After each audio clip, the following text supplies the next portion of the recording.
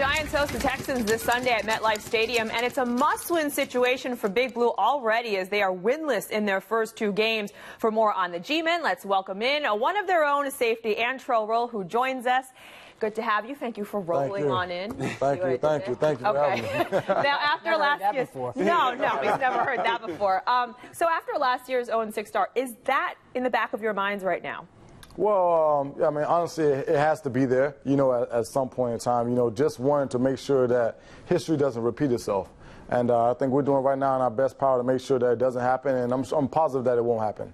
Antrel, you guys have a lot of new acquisitions on defense. You're a confident group. You're the leader on that defense.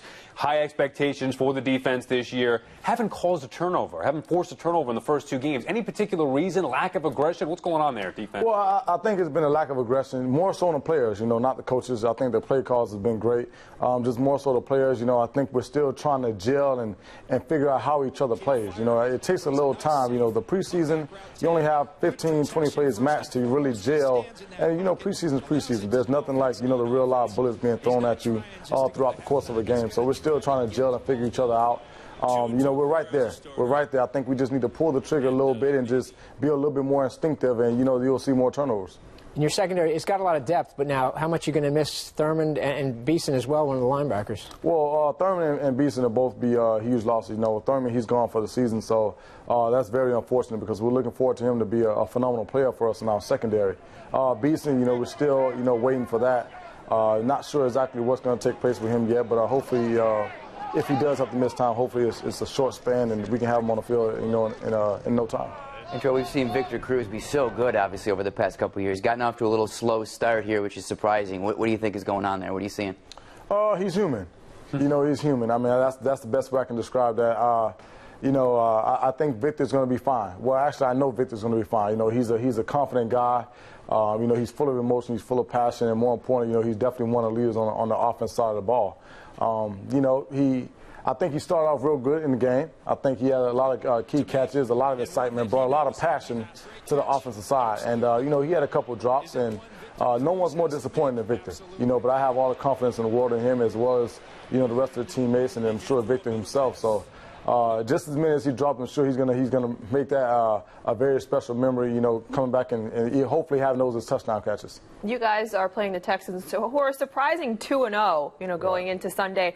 How do you handle them and make sure that, this is a must-win situation? And is it a must-win situation for you guys? Well, I think as far as handling the Texans, I think it's more so of us handling ourselves and not beating ourselves. I think we've done a great job of beating ourselves in the last couple of games. So I think if we limit the turnovers and defensively create more turnovers so the offense can have more possessions to do what they do best, which is put the ball in the end zone, I think you'll definitely see a different Giant team come this Sunday. You get a look at the Eagles last night along Monday Night Football. They shocked me. I thought the Colts would win that game for sure. All right. You think the Eagles going to be the team to beat in the NFC East? It's still too early to tell. It's only been 2 games. Right now, they're finding a way to win, which is good for their football team. But, we'll face the Eagles, when that time comes. Right now, we just have to worry about the Giants being the best Giants we can be and finding ways not to beat ourselves, not to put ourselves in such a hole where we have to fight so hard to climb out of. And, I think I'm having a very positive feeling about this upcoming Sunday. I felt like we took a huge step this last week, and unfortunately, just a couple of plays and changes in the game that kind of put us on a back burner. It put us in a panic situation once again where we're trying to fight for our lives. But this upcoming Sunday, hopefully, we start ahead and we finish ahead. The good news for you Sunday was you guys didn't have the biggest in-game controversy in town. Anyway, the Jets with that timeout call, I'm sure you saw it.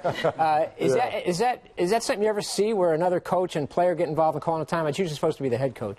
Well, I can't say that, I recall anything like that happening before. I'm sure it has happened before. But it's just so unfortunate because, they were down by a touchdown or 3 points, and, Geno Smith threw the touchdown. It just so happened that someone called a timeout. So it's very unfortunate, man. It's definitely making a lot of headlines, I'll tell you that much.